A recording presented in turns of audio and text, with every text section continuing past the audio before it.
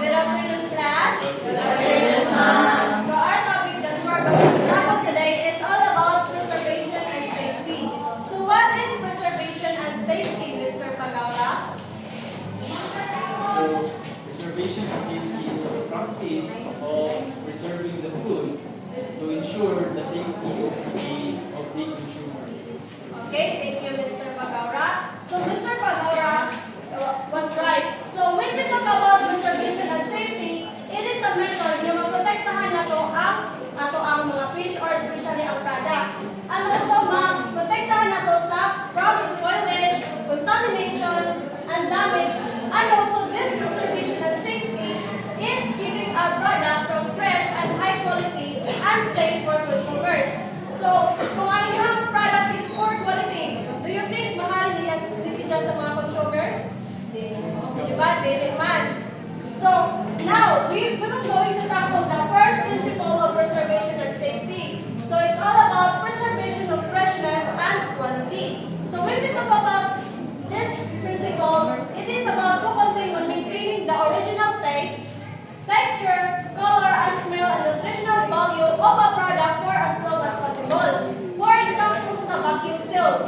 So, ang kaning vacuum seal, makita niyo sa mga grocery area, bitaw may mga fish bitaw nga mga product na naka-vacuum pa. So, kana sa dyan, ang kanang vacuum seal is, kung i-remove niyo mga air sa usa ka package, ang fish, mahimo na siya fresh, o ma-maintain ang iyahang flavors, and also ma-prevent ang iyang discoloration. Pero once ang seal sa kanaka product is dili ko manang bitaw, dili kayo siya seal, bungaw bitaw, so may air makasulod, so maunang ang fish na mga package is ma-contaminate. So, possible nga, dili na siya pwede kung paliton pa sa mga consumers or buyer. So, sa refrigerated fish food, so kung magpalit yung mga parents of isda ito sa palengke, di ba, ilangan nyo ng hinduan. Then, ilang i-store sa freezer or sa ref. Kaya ilang i-store nila sa freezer kaya para ma-stop ang growth of bacteria at ma-retain ang freshness of nutrients sa isda. So now, the second principle is all about prevention or slowing of spoilage. So what does spoilage mean? Ibalik-balik ng mga journey, Mr. Lanton. What does spoilage means?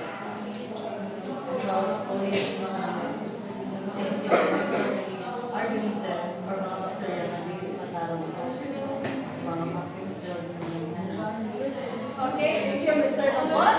So, para ma-prevent na to ang spoilage, muna siya ang mga process na to ang nuon.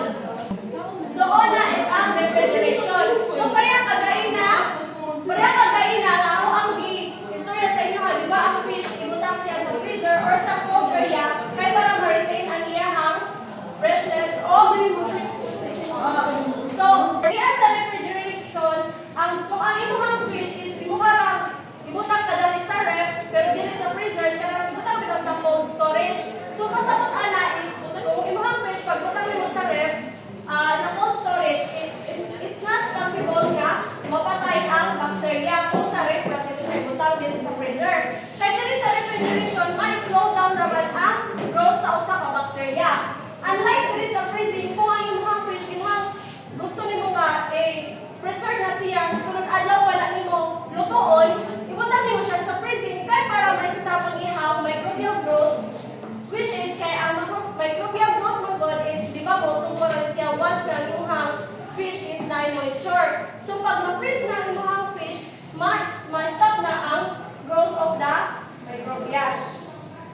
Diri po sa dry fish or sa mga daing, kung dry fish food mo, dapat inuha siyang ibulad sa kanang grabe kainit. Dili kung kanang tingulan, ngayon nga nagitaw kay para ang paano ba, kasunod ng ibulad mo siya sa grabe kainit is ma-remove ang moisture na makulit na pa-grow sa usa ka bacteria kung may moisture ang imong daing. Once na ma-remove ang moisture sa imong daing, it prevents bacteria and molds from growing. So the next one is safety and security of a packaged product. So what does it mean, Miss? About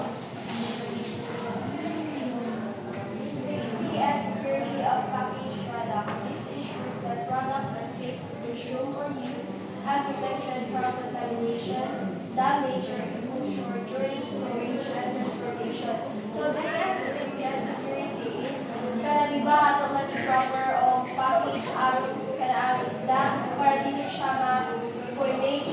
So, ibutang po nato siya sa kanaang sakto nga storage bitaw, like parehana sa vacuum sealed na mga packaging. So, ato siya ibutang sa freezer para mag-stop ang iyahang kanaang bacterial growth.